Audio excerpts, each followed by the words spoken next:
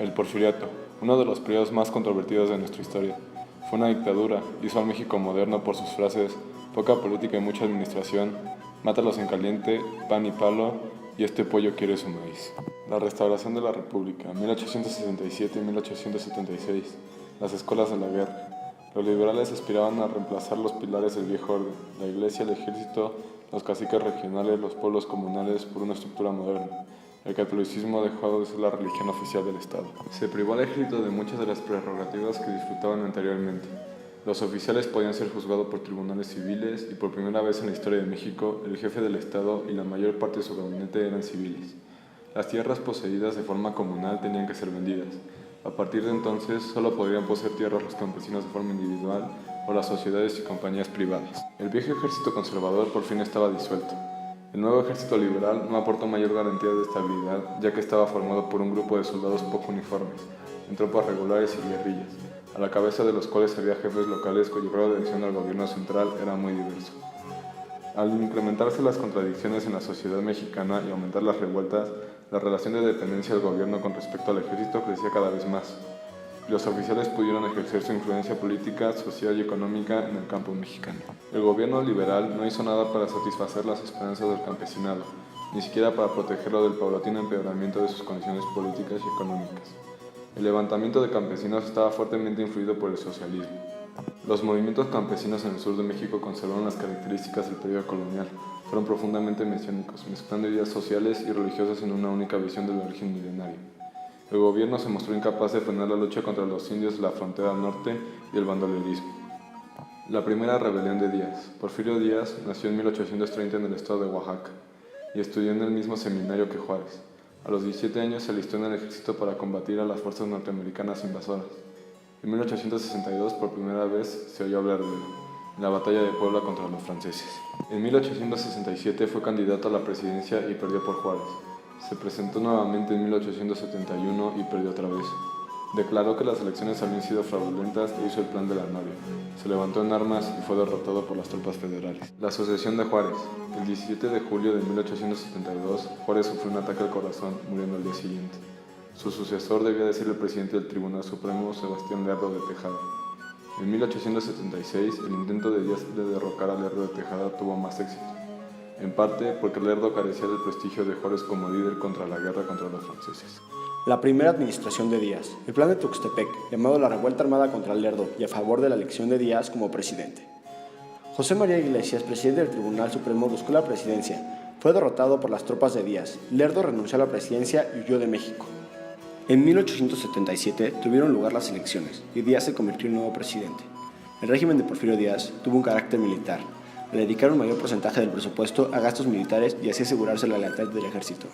Intentó recuperar y reforzar la coalición existente entre las clases media y alta, que había servido de base social y política al régimen de sus predecesores. Intentaba hacer todo lo posible para renovar y fortalecer sus lazos con Europa como medio para contrarrestar la influencia norteamericana.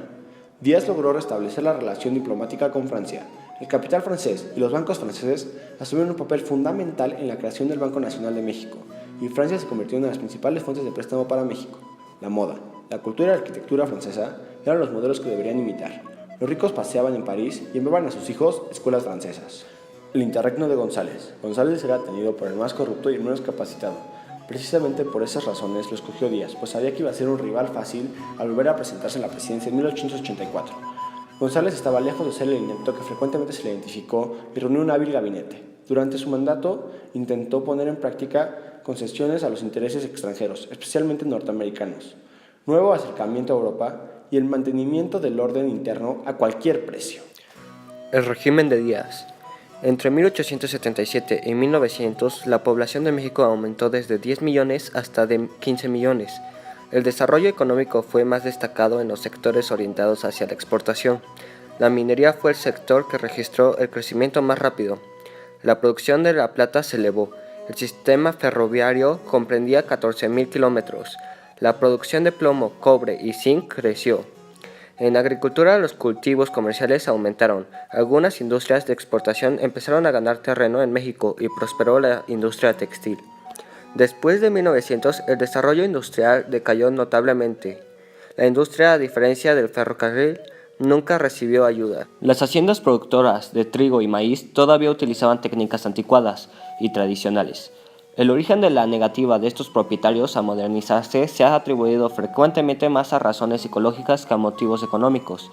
Los avances tecnológicos que llevaron a la modernización y abarcamiento de la producción agrícola en los Estados Unidos no tuvieron la misma importancia en un país como México, donde había abundancia de mano de obra. El gobierno de Díaz hizo todo lo que estuvo en su mano para fomentar las inversiones europeas, sin restringir las estadounidenses.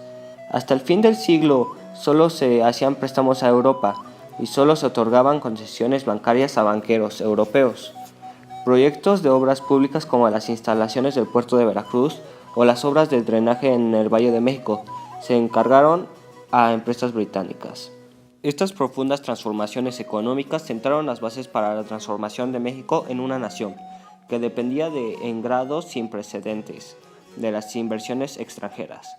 México se convirtió en el clásico ejemplo de país subdesarrollador producto de materias primas, que depende de los mercados del norte industrializados. La consolidación de la dictadura estuvo fuertemente ligada a dos hechos: el logro de la estabilidad interna y el surgimiento de un Estado mexicano fuerte y eficaz. Estos hechos, a su vez, estaban estrechamente relacionados con el desarrollo económico del país. José Limatur, ministro de Hacienda, en 1896, por primera vez en la historia de México, había logrado equilibrar el presupuesto, lo cual, a su vez, aumentó extraordinariamente la solvencia de México y los créditos internacionales fueron más fáciles de conseguir.